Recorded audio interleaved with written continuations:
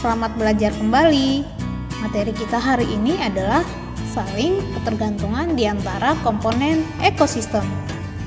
Kita lihat dari gambar ini adalah salah satu contoh ekosistem hutan savana di Afrika. Di sini bisa kita lihat ada banyak jenis makhluk hidup.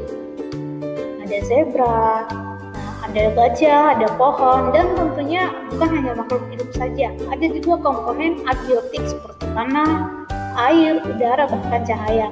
Jadi pastinya dalam satu ekosistem ini akan terjadi hubungan saling ketergantungan yang terjadi antar makhluk hidup dan juga antar makhluk hidup dan juga lingkungannya atau komponen abiotiknya, di mana komponen abiotik ini juga akan dapat mempengaruhi komponen biotik atau makhluk hidup yang tinggal di lingkungan tersebut. Begitu juga sebaliknya, komponen biotik dapat mempengaruhi komponen abiotiknya yang ada di ekosistem tersebut. Nah, bagaimana hubungan timbal baliknya? Kita akan lihat yang pertama, hubungan timbal balik atau ketergantungan antar komponen biotik, artinya antar sesama makhluk hidup. Nah, hubungan ini bisa kita lihat dalam bentuk rantai makanan. Nah, rantai makanan bisa kita lihat kalau rantai makanan itu merupakan suatu proses perpindahan energi melalui proses makan dan dimakan dengan urutan tertentu. Jadi dia merupakan suatu rangkaian proses makan dan dimakan. Nah, kalau rantai seperti kita ketahui dia hanya satu untayan panjang. Nah, begitu juga dengan rantai makanan ini merupakan suatu rangkaian panjang, yaitu di mana di sana terjadi proses perpindahan energi. Seperti apa? Nah, bisa kita lihat yang pertama ada produsen di sini. Pastinya yang berperan sebagai produsen ini adalah tumbuhan. Nah, energi yang dihasilkan oleh tumbuhan ini nanti akan berpindah pada konsumen primer yang memakan tumbuhan ini. Nah, pastinya yang bersifat herbivore. Nah, nanti setelah konsumen sekunder memakan konsumen primer, energinya berpindah lagi. Jadi seperti hukum kekekalan energi, energinya itu tidak akan hilang, tidak akan musnah, tapi berpindah atau bahkan berubah bentuk. Jadi disinilah terjadi salah satu bentuk saling ketergantungan di antara komponen biotik atau di antara sesama makhluk hidup yang ada dalam ekosistem. Nah, berikutnya kita lihat. Nah, ini adalah urutan rantai makanan dalam suatu ekosistem. Yang pertama pasti ada produsen. Produsennya pasti itu yang bisa berfotosintesis, yang bisa mengubah zat anorganik menjadi organik untuk bisa dikonsumsi oleh makhluk hidup lain. Nah, ada tumbuhan, kemudian yang memakan produsen disebut konsumen pertama. Nah, yang memakan konsumen pertama disebut konsumen kedua, begitu seterusnya sampai konsumen tiga, dan akhirnya konsumen tiga ini nanti akan mati dan diuraikan oleh pengurai, oleh bakteri atau jamur, atau yang biasa disebut dengan istilah decomposer. Nah, nanti akan diuraikan. Lalu kita lihat yang kedua. Ini peran dari setiap komponen biotik yang ada dalam ekosistem tadi. Ada yang berperan sebagai produsen, ada yang berperan sebagai konsumen pertama atau herbivore, kemudian ada sebagai konsumen kedua, konsumen tiga, sampai nanti pada pengurai. Ini contohnya. Lalu kita lihat yang kedua, bentuk saling ketergantungan di antara komponen biotik juga terjadi melalui jaring-jaring makanan. Nah, asal katanya kita lihat jaring-jaring seperti jaring, jala, pasti dia sudah bercabang-cabang tetapi saling menyatu. Nah, begitu juga dengan jaring-jaring makanan. Artinya apa?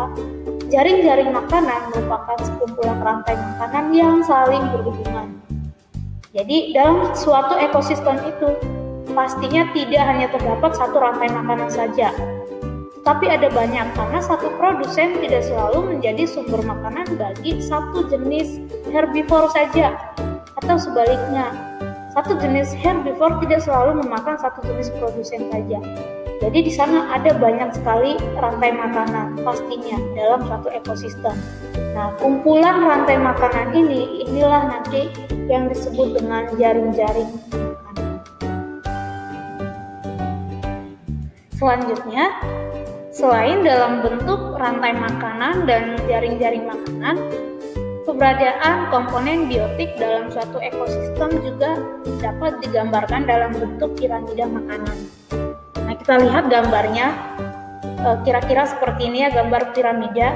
Seperti yang kita ketahui, piramida itu semakin ke atas dia akan semakin runcing, semakin kecil, semakin sempit, atau semakin mengerucut. Nah, begitu juga keberadaan komponen biotik yang ada dalam suatu ekosistem bisa digambarkan dalam bentuk piramida makanan ini. Kenapa seperti itu? Kita lihat penjelasannya.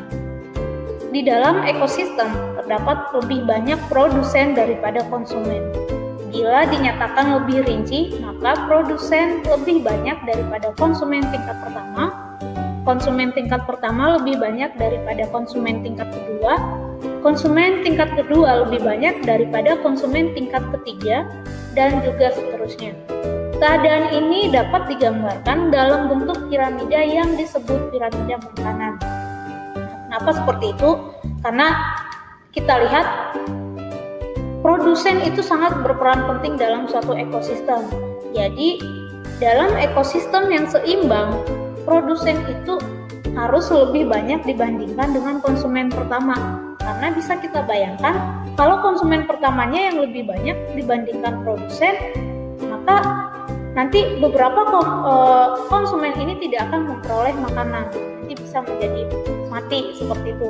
Ya, jadi sumber makanan dalam suatu ekosistem itu harus tercapai, harus terpenuhi, dan harus lebih banyak dibandingkan dengan konsumen atau yang memakannya.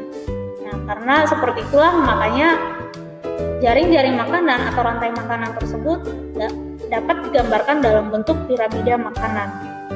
Lalu yang berikutnya kita lihat bagaimanakah ketergantungan antara komponen biotik dengan komponen abiotik dalam suatu ekosistem, atau antara makhluk hidup dengan benda mati atau yang bukan makhluk hidup dalam suatu ekosistem.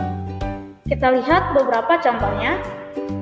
Komponen abiotik dapat mempengaruhi komponen biotik, begitu juga komponen biotik dapat mempengaruhi komponen abiotik dalam ekosistem. Artinya ada saling ketergantungan. Contohnya, yang pertama, pengaruh udara terhadap makhluk hidup. Udara mengandung antara lain oksigen dan karbon dioksida, dan juga senyawa lainnya seperti nitrogen dan lain-lain. Oksigen berguna untuk pernafasan baik pada manusia maupun pada hewan. Nah, ini jadi dari contoh ini kita bisa lihat bahwa makhluk hidup itu juga memerlukan komponen abiotik atau bergantung pada komponen abiotik yang ada di lingkungannya.